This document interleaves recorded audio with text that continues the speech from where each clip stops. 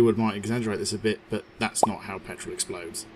If Hollywood has taught us anything, petrol really explodes, really big, really fast. But does it? We're about to prove that petrol and diesel aren't as flammable as you might think. Now, I know this has been done on YouTube a lot before, but we were genuinely curious, and, I mean, 3 blokes and fire. I mean, of course we're going to play with it. As you can see, my trusty assistant here has the torch of fire. We're going to start off with petrol. And as you can see, petrol goes straight up, you know, as you'd expect. It kind of just goes like a barbecue. It's on. That's it. There's fire. And it burns away pretty quick. So, how easy is it to do it with a match? Well, incredibly easy, as it turns out. 1 match and it went straight up. So it does seem petrol is more volatile so far. It's interesting to note as well that petrol does burn away completely, leaving no residue left on the tray.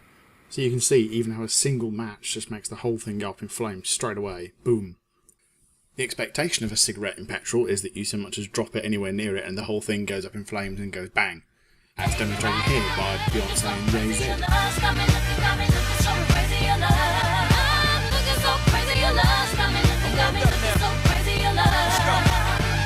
Note to Beyonce's lawyers, we do not suggest that she smokes. Promise.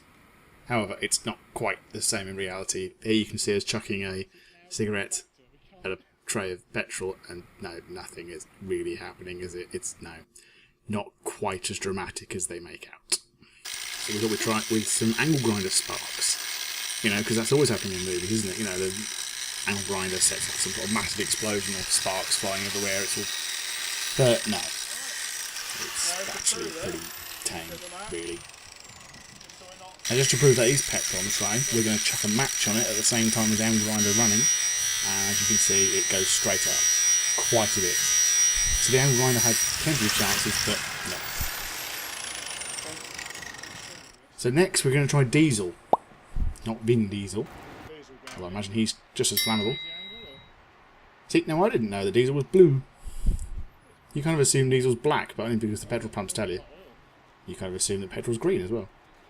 So we tried the torch again, and not a lot happened. We kind of pushed it and rolled it around and banged it on it, and it just didn't want to go. It was like rolling around in Marmite. There is a little bit on fire there. We would like to point out that's a bit of cloth that actually fell off of our homemade torch, which is then burning away. But it's interesting. That sat in there for long enough, it caused the diesel around it to suddenly go up. So then the diesel burns. And burns. And burns. And it burns some more. And as you can see, it just kept on burning.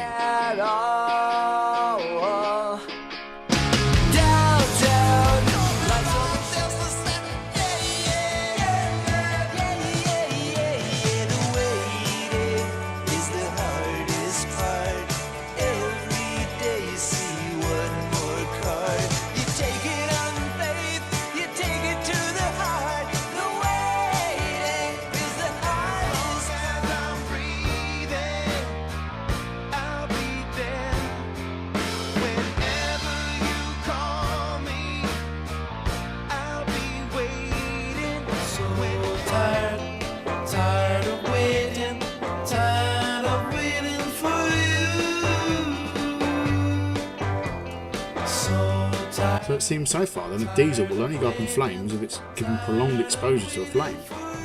Much like petrol as well, it burnt away to nothing and scraps from matches. Speaking of, we're going to try a clean slate and we're going to try it with matches again. So, 1 match, no. Okay, we'll try again. 2 matches, no. 3, no. 4, no. 5, no. 6, okay. 7, you see a pattern here, don't you? 8, yeah, no. 9, I think we can give up now. 10, no, okay, well, we're not going to do 10, fine. So the matches were going straight out as soon as you put them in there. The cigarette, we had to poke that back into the diesel because it was resting on top of a match and kind of was not in it. But all the diesel did was put it out like water. And once again, the angle grinder did nothing at all. Now, to prove how much more volatile petrol is than diesel, we poured a tiny amount of petrol into a plastic bottle and swirled it around to create some petrol vapours. And then we used the trusty auto animal sparkler to prove just how flammable petrol vapours are. As we can see in this slow motion action replay, as the sparkler enters the neck of the bottle, It goes woof. Watch. There it is. Bang. Woof. Flames. Vapours. So the sparkler wasn't actually touching any petrol, it was actually touching the vapours, which caused it to go up. And then the bottle got full of fumes and melted. And yeah. It's really important to point out here that most of our experiments are done on liquid.